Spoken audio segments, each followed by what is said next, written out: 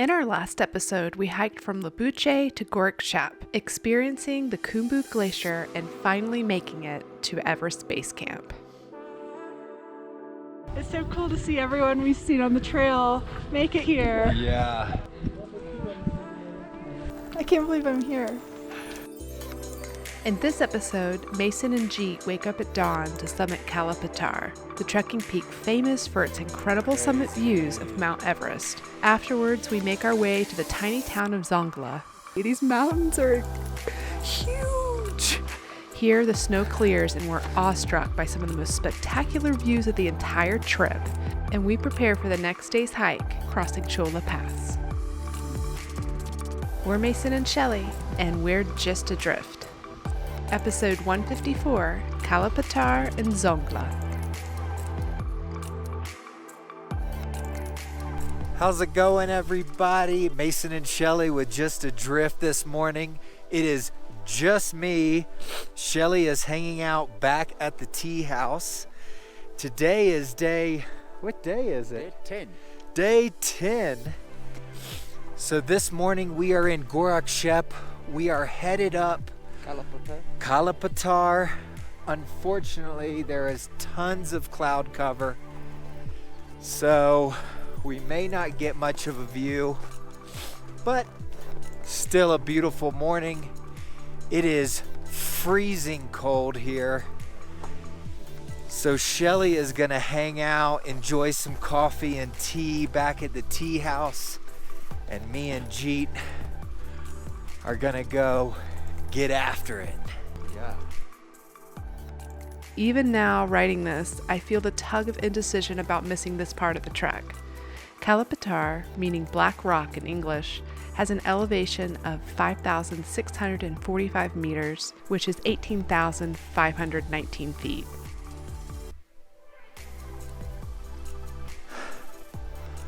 It's a whiteout up here. We're not seeing much of anything. It is a small trekking peak famous for its incredible summit views of Mount Everest. The trek itself takes around 2 hours to reach its summit and is known for being a really challenging scramble to the top.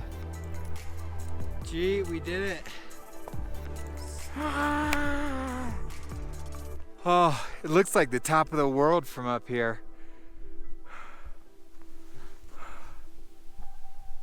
I don't know if you can see, but that's just a sheer drop off into white cloud. The peak is just right there. We're wearing boots. It's snowy and icy. We would most likely slip off, and we got a lot more hiking to do. You know, people will tell you it's about the views, but it's about so much more than that. It's about the journey. It's about meeting locals. It's about meeting people from around the world.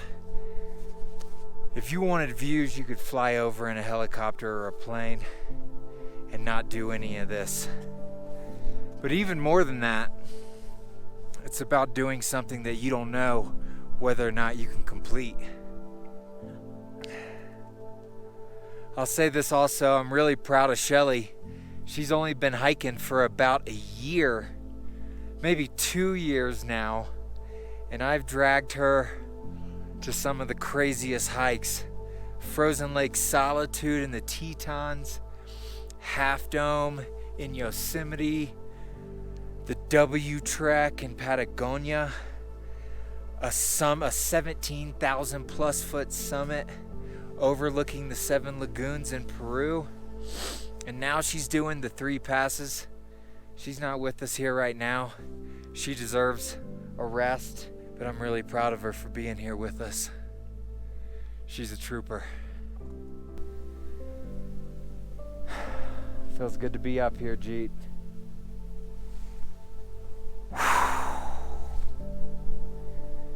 All right, my man, we did it. Let's go.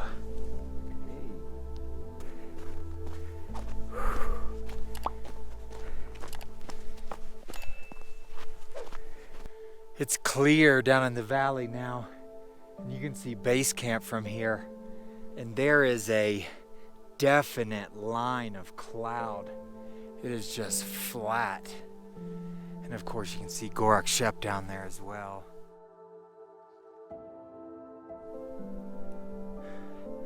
It's starting to clear up a lot now. Oh, that's just the peak of Everest right there. Yes.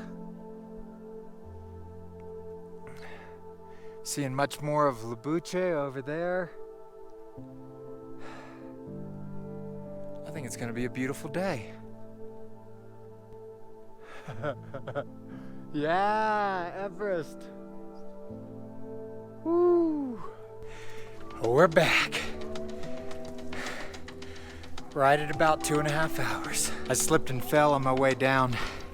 Butt shot. Bang. Right back at it again.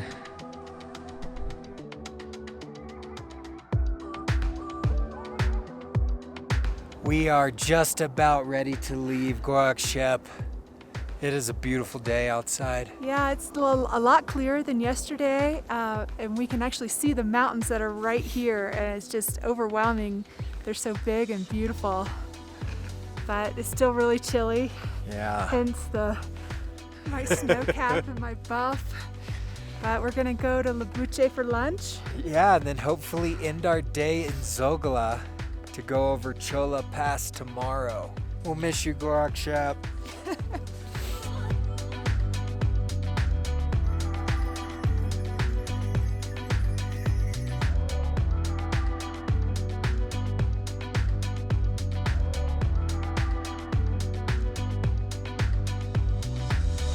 It's hard to leave this place. It's unlike anywhere else in the world that I've ever been. The glacier is just spectacular, and you can just hear it groaning and cracking and moving. I mean, I've never seen a landscape quite like this.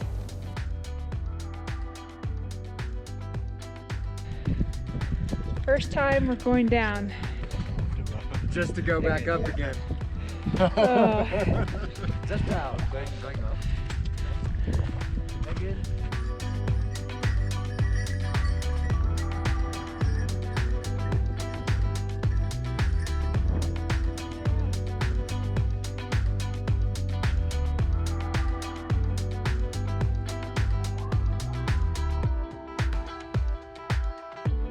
Here in LOBUCHE, we found our favorite tea house, the new EBC guest house. We found them to be the nicest and the cleanest. The owners take care to add special touches like having ladies' restrooms and heating stones on the stove to help you warm up. They also had delicious food and an overall friendly vibe. Yeah, something beside doll bite. Before we got here, I probably asked Mason about 1,000 questions about his previous trek. I was nervous about being physically ready, dealing with the cold, the altitude, the conditions of the tea houses and facilities. What I'm happy to report is that so far everything is manageable and relatively comfortable for the conditions. We wanted to squash any fears by showing both the best and the worst restroom conditions, so if you're coming here, you'll know ahead of time what you're getting into. The best restrooms go to the new EBC guest house. So the toilet situation is usually one or two options. This is a really good example of both of those options. You either have the Western toilet. The thing about the Western toilet is even though it has a tank, it's not plumbed. So what you have to do after you use it is you have to get water out of a bucket and then flush it just by putting the water in the toilet like that. The other possibility is a squat toilet, which basically you flush it the same way. Easy as that. Outside of the bathroom is going to be a hand washing station. If it's really close to a river, there's a possibility that they've plumbed to have water moving to it, but this one is not, so you just do almost a similar thing to flushing the toilet and just get some water out of a bucket, soak up your hands, dump it onto your hands. It's gonna be cold. So be ready for that. That's it. The worst conditions we experienced were at Gorek Shep. Whether you're a building, a bathroom, or a human being, existing above 5,000 meters has its challenges. They offered the same basic layout, except for they didn't have sinks and they weren't nearly as clean. The water buckets to flush the toilets can also freeze here. Accommodations were a bit bare bones, but we were happy the restrooms were inside.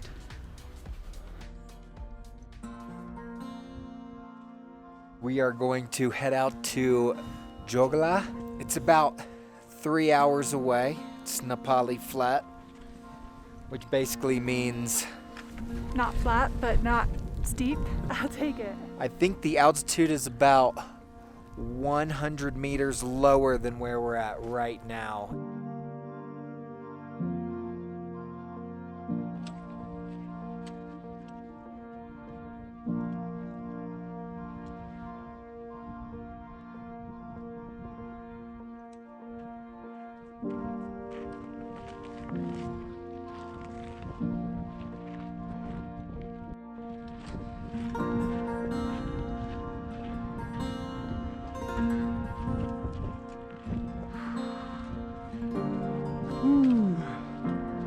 It's our path. The next portion of the hike, Jeet happily called Nepali Flat. However, I found it to be extra exhausting. We backtracked through the KHUMBU Valley, splitting off into the opposite direction of Dzonglha. The trail is exposed, narrow, and steadily climbs at the face of the mountain. We must have looked like ants on a hill. We saw hardly anyone on the trail. I was especially happy Jeet was there since it wasn't completely clear when to switch from one trail to another. There's all sorts of interesting ground cover way up here. Nothing sits very high off the ground. We're seeing this beautiful purple plant. And there's another one that I think is amazing called Gold Mary. And it has this amazing fragrance. It's like cloves, cinnamon. According to Jeet, people collect it and then burn it and say prayers. Looking out, there's no town in sight, just hills that roll on and on. The sky turned completely white as we watched wispy clouds float by. Before we knew it, we were hiking in a beautiful cloud of snow.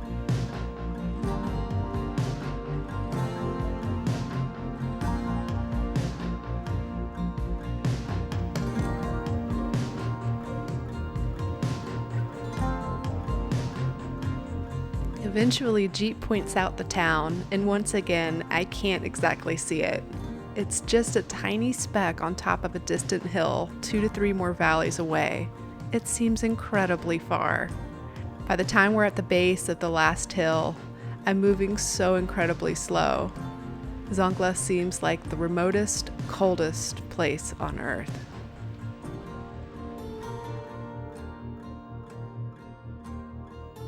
What a day. Oh my goodness, we are finally here.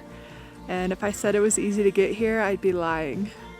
The trail is incredible. It's on, it just winds around the side of this sloping mountain. Yeah, we have this really narrow trail that you follow. You're just like dancing on the edge the whole time, and it's really beautiful. Here I'm going to speed things up as we continue to talk about how cold and windy it is. Meanwhile, look what is happening behind us. The snow begins to clear. We just ended the video. We didn't realize the fog and the clouds were clearing behind us. And look what we couldn't see. These mountains are huge. Holy mackerel, it looks so close to us.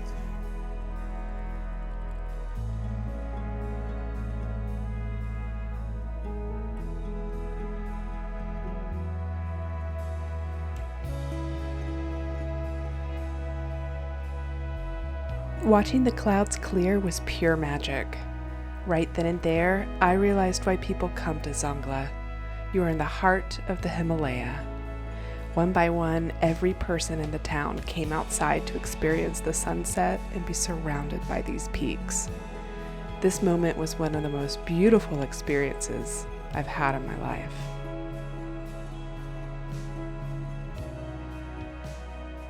We are going to go sit by the stove, warm up, Yeah, eat some delicious food, and call it a day. call it a day, and get some good sleep and be ready for our first pass.